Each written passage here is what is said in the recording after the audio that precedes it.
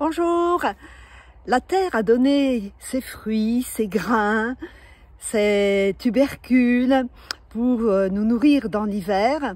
C'est voilà la fin de l'été, la fin et maintenant la fin de l'automne, puisqu'en fait l'automne a commencé assez tôt cette année, mais après le 21 septembre, donc c'est quasiment maintenant, eh bien l'énergie va s'enfoncer de plus en plus vers le yin, vers l'hiver.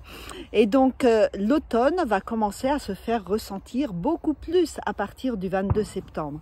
C'est comme si jusqu'au 22 septembre, depuis le précédent changement de saison, l'énergie de l'automne, elle progresse. Et ensuite, eh bien, on va se diriger vers l'énergie qui va nous conduire à l'hiver, donc jusqu'au prochain changement de saison. Et donc, le temps, le climat, on sent bien ces jours-ci que ça change. Et on va profiter de ces moments pour nous aussi changer dans le mouvement de notre énergie.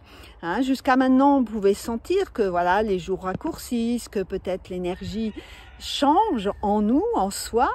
Et là, on va accueillir en nous ce mouvement qui va nous amener plus à l'intérieur de nous-mêmes et peut-être, idéalement, nous faire ralentir un petit peu dans notre activité. Malheureusement, septembre, c'est un mois qui est très très actif. Je dis malheureusement parce que c'est justement un moment de l'année où on pourrait commencer à diminuer un petit peu notre activité. Voilà, donc le mouvement de société n'est pas très cohérent avec le mouvement énergétique, mais on a toujours notre liberté. Et puis, on peut rester dans l'activité et aller dans des activités un peu plus yin. Par exemple, si tout l'été, on a fait beaucoup de marches, beaucoup de sport, de natation, etc., eh bien, en hiver, on peut faire des activités plus internes, donc le tai chi, le yoga, la méditation, ok ? Et ce qui va permettre de nourrir justement cet aspect plus yin en nous et qui va nous permettre d'accueillir l'énergie de l'hiver qui, elle, est plus profonde.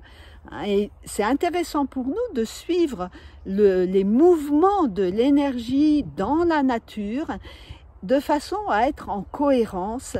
Et c'est ce qui nous permet aussi d'être nourris par la nature. Par son énergie qu'elle tient définitivement à notre disposition, que ce soit le ciel, la terre, la végétation. Voilà. Bien, je vous encourage à considérer cet aspect en vous-même, donc qui va vers plus de yin. On dit que c'est aussi l'aspect un peu plus féminin que l'on a tous à entretenir et à cultiver à l'intérieur de nous. Donc c'est un bon moment pour ça. Voilà, je vous souhaite une bonne continuation et puis une bonne vie avec vous-même à l'intérieur. À très bientôt. Vous pouvez me retrouver sur beautéetao.com et bien sûr sur cette chaîne YouTube. Bonne continuation.